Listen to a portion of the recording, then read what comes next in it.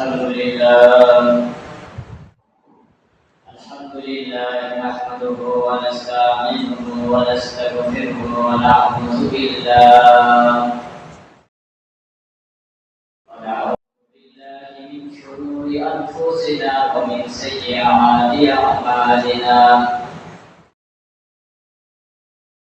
من يهده الله فلا مضل له ومن يضلله فلا هادي له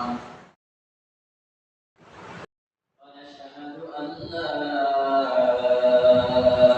إله إلا الله وحده لا شريك له ونشهد أن سيدنا وسندنا وحبيبنا ومولانا محمدا عبده ورسوله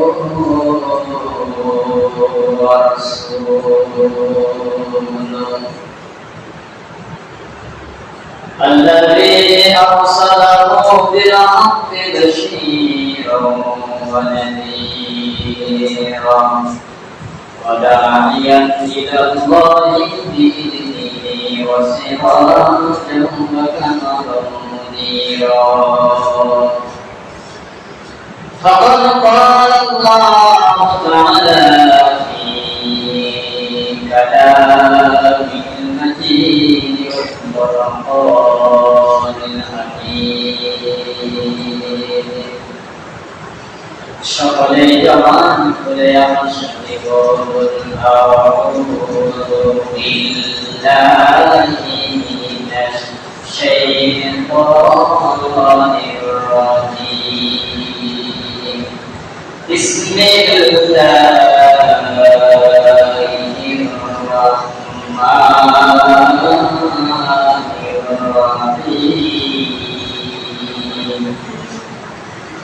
كل نفس ذائقة الموت وإنما توفون أجوركم يوم القيامة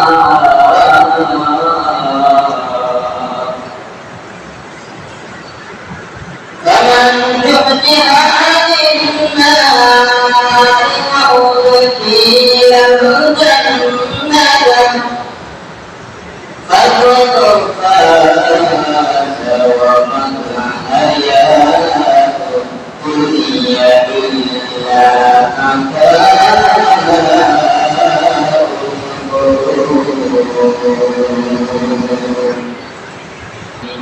الصلاة جميع واقتصاده صلوا عليه وآله صلى الله عليه وسلم সমস্ত তারিফ প্রশংসা আল্লাহ রাব্বুল আলামিনের জন্য যে আল্লাহ সুবহানাহু ওয়া তাআলা দয়া করে মেহেরবানি করে পৃথিবীর ভিতরে সবচেয়ে উত্তম জায়গা আল্লাহর ঘর মসজিদে আসার জন্য যে আল্লাহ সুবহানাহু ওয়া তাআলা আপনাকে যাচাই করে বাছাই করে গুণে করে এই সময় অনেক মানুষ আগমন যুগের মধ্যে অনেক মানুষ বাস্তবে মসজিদে যাকাইতেছেন উলঙ্গ নর্তকী গান শুনতেছেন এবং এই সময় অনেক মানুষ অসুস্থ অবস্থায় হাসপাতালে বেড়ে বেড়ে কাঁদছে আল্লাহ রাব্বুল আলামিন আমাদেরকে সমস্ত জায়গা থেকে বাতিল করে ওই সমস্ত জায়গা থেকে বের করে দিয়ে পবিত্র জুমার দিনে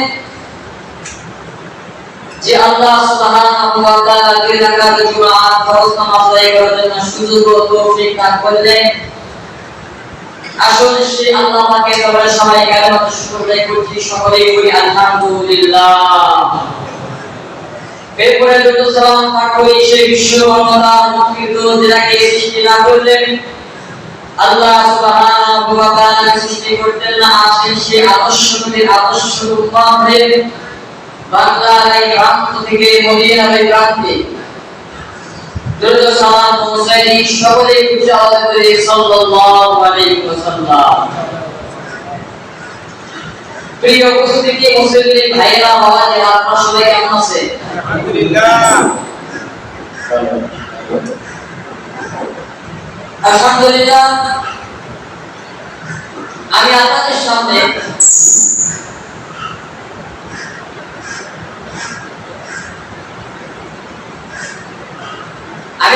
সামনে সূরাতুল আলে ইমরান 185 নম্বর আয়াত তেলাওয়াত করেছি। নবীর অসংখ্য হাদিস থেকে ছোট্ট একটি হাদিস তেলাওয়াত করেছি। আয়াত এবং হাদিসকে সামনে নিয়ে কিছু কথা বলতে চাই। আল্লাহ তাওফীক ইল্লা বিল্লাহ। প্রিয় ভাইরা আমার, আমি যে আপনাদের সামনে সূরাতুল আলে ইমরানের 185 নম্বর আয়াত তেলাওয়াত করেছি, আয়াতে কারিমায় আল্লাহ রাব্বুল আলামিন আমাকে আপনাকে মৃত্যুর জন্য বলে দিতেছে, মৃত্যুর জন্য প্রস্তুতি গ্রহণ করার জন্য আদেশ করতেছে। কারণ আমি আপনি পৃথিবীতে যখন জন্মগ্রহণ করেছি, একদিন মৃত্যুর স্বাদ আমাকে আপনাকে অবশ্যই পান করতে হবে, বলে ঠিক কিনা? মৃত্যু থেকে আমি আপনি কিন্তু কেউ পলায়ন করতে পারবো না। মৃত্যু আমাকে আপনাকে অবশ্যই ধরবে, আর মৃত্যুর হাতে আমাকে আপনাকে অবশ্যই ধরা দিতে হবে।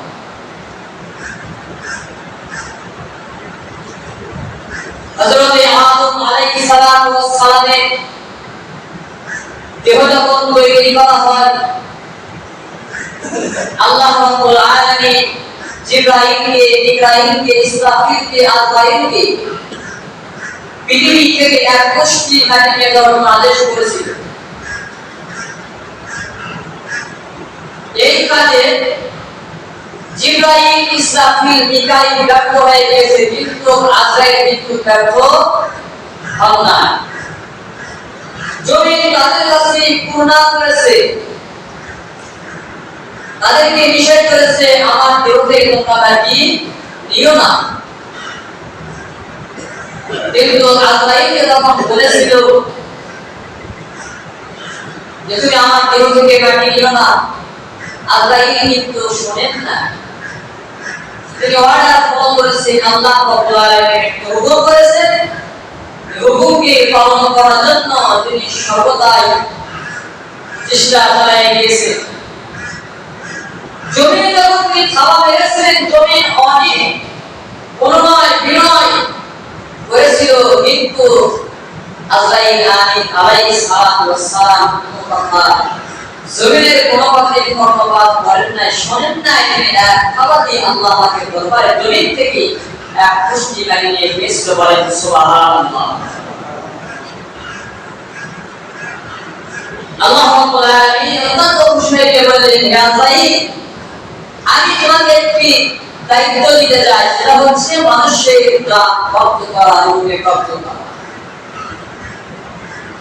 কারণ আমি দুনিয়ার জমিনে জিবরাইলকে, ইসরাফিলকে, মিকাঈলকে মাটি আনার জন্য পাঠিয়ে দিয়েছিলাম, আদমের দেহ তৈরি করার জন্য তারা ব্যর্থ হয়েছে, কিন্তু ব্যর্থ হল না।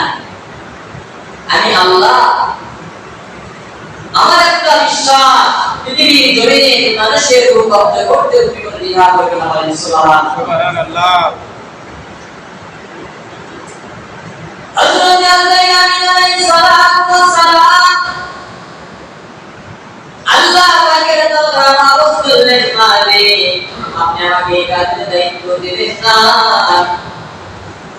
কারণ আমি যখন মানুষের রূহ কব্জ করব, মানুষের জান যখন আমি কব্জ করব, তখন ওই মৃত্যু রেখে আজকে স্বজনরা আমাকে অভিশাপ দিবে, লানত করবে।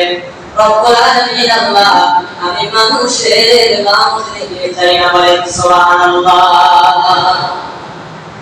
আল্লাহ পাক বলেন, হে আজরাইল, দুনিয়ার কোনো মানুষ তোমার নাম উল্লেখ করবে না, কারণ যখন তুমি মানুষের রূহ কব্জ করবে, মানুষের জান যখন তুমি কবজ করবে, তখন আমি দুনিয়ার জমিনে তাদেরকে বালা মুসিবত দিয়ে, রোগ দিয়ে, বিপদ দিয়ে দুনিয়া দিয়ে নিয়ে আসবো। মানুষ বলবে, আমার বান্দা বান্দা বলবে, রোগটা ভালো ছিল, হাতে রাখতে পারে গেছে, বলি না আমরা? আপনার এখানে কি দোষায়? অথবা দোষায় না, কিন্তু আল্লাহ রাব্বুল আলামিন বললেন, তোমার নাম কেউ উল্লেখ করবে না, আমি একটা ওসিলা দিয়ে মানুষকে পৃথিবী থেকে নিয়ে আসতে পারি। সুবহান আল্লাহ রাব্বুল আলামিন সূরাতুল আলী ইমরানের মধ্যে বলেন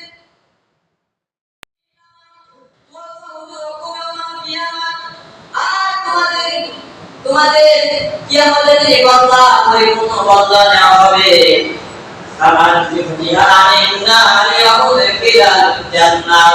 তারপর তাদেরকে জাহান্নাম থেকে বের করা হবে, তাদেরকে জান্নাতের ভিতরে প্রবেশ করানো হবে। সুবহানাল্লাহ।